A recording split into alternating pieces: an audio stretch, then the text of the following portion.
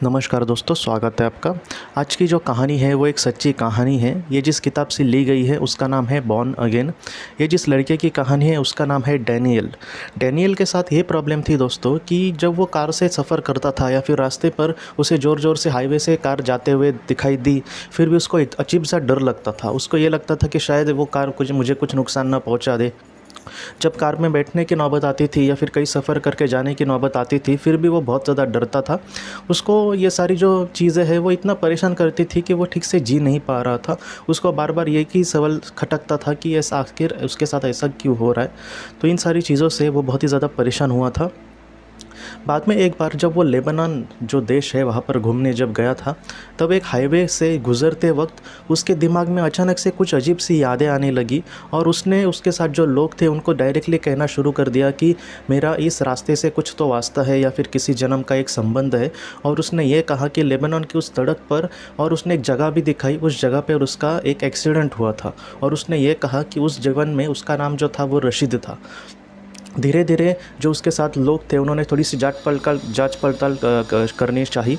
तब उन्होंने ये देखा कि हाँ, कुछ सालों पहले, तकरीबन 20-30 साल पहले वहाँ पर एक एक्सीडेंट हुआ था दो लड़कों का। वो दो जो लड़के थे उसमें का जो कार चला रहा था उसका नाम था इब्राहिम, और दूसरा जो लड़का था वो 25 साल का लड़का था, उसका नाम था राशिद।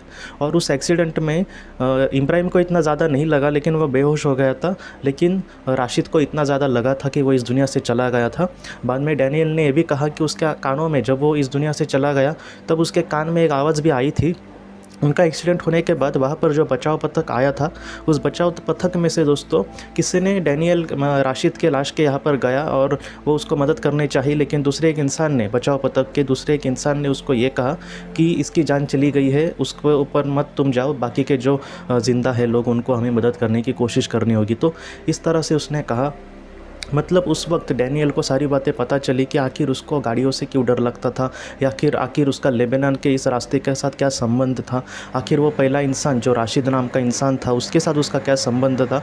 वही वो राशिद था एक ज़माने का, एक जीवन का, लेकिन इस बार उसका जीवन किसी अलग देश में अलग नाम से वो जी रहा है। तो इस तरह से दोस्तों कुछ घटनाएँ होती है, वो पहले जन्म से हमारे साथ पीछा करती है और वो कहीं ना कहीं हमारे अंदर एक अजीब सा फोबिया भी भर देती है, गाड़ियों का या फिर कभी कभी अंधेरे का, कभी कभी ऊंचाई का।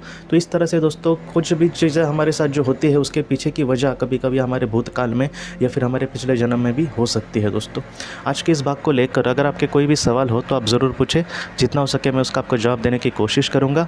हम अपनी अगली वीडियो में मिलते हैं। आप अपने परिवार का ख्याल रखना। आपका बहुत बहुत धन्यवाद। ज़िंदगी की रोशनी ये संस्था ऐसे लोगों के लिए काम करती है जिन्होंने किसी अपने को खोया है या फिर जो लोग अपनी ज़िंदगी में बहुत ही ज़्यादा दुखी है।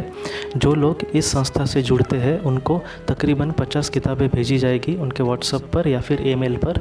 ये किताबें आत्मलोक या फिर मौत के बाद हमारे साथ क्या होता है, इन सारी चीज़ों की आपको पूरी तरह से जानकारी देगी। और इसके साथ साथ आपको एक पास्ट लाइफ रिग्रेशन थेरेपी की ऑडियो भी भेजी जाएगी। इस ऑडियो की मदद से आप घर बैठे अपनी पास्ट लाइफ रिग्रेशन करने की कोशिश कर सकते हो। बहुत लोग पास्ट लाइफ रिग्रेशन थेरेपिस्ट के पास किसी कारण के वश नहीं जा सकते, तो ऐसे लोगों के लिए मदद के लिए ये ऑडियो तैयार की गई है। तो आप ज़रूर इस संस्था से जुड़े। इस संस्था से जुड़ने के लिए सामने जो व्हाट्सएप का नंबर दिया है आप कृपया उस पर संपर्क करें। आपका बहुत बहुत शुक्रिया।